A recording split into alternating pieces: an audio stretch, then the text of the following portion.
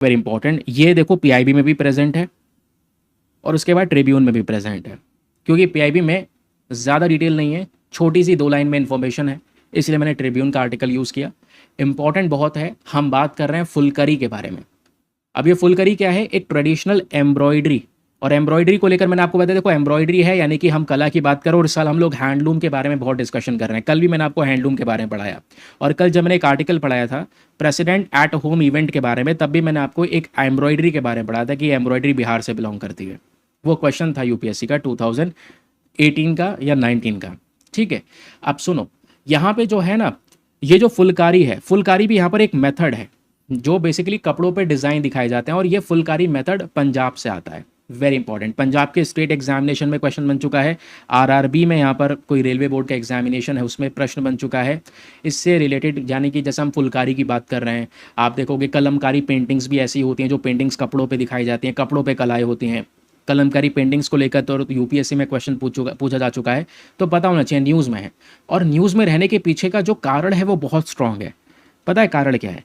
कारण यह है कि ये जो फुलकारी नाम की कला है जो कपड़ों पे दिखाई जाती है, इसको ऑलरेडी जीआई टैग मिल चुका था 2010 में, जोग्राफिकल इंडिकेशन टैग।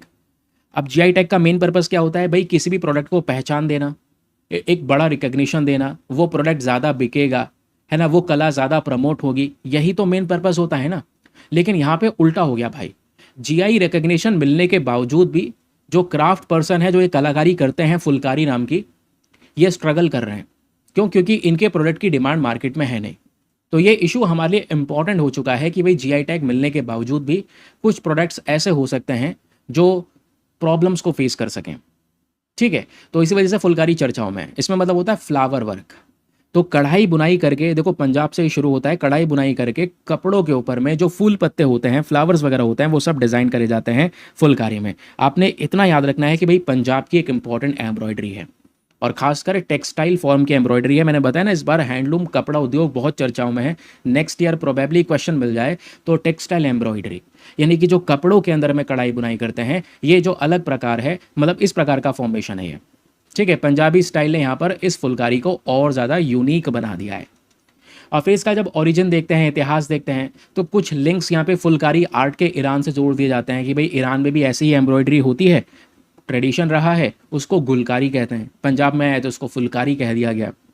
फिर फुलकारी के रेफरेंस आपको एंशिएंट टेक्स्ट में मिल जाएंगे, पुराने जो हमारी अलग अलग टेक्स्ट हैं, लेजेंड्स, फोल्क लेजेंड्स हैं, लिटरेचर है, उसमें भी फुलकारी के बारे में जानकारी मिलती है। 2010 में इसको जीआई टैग दिया गया।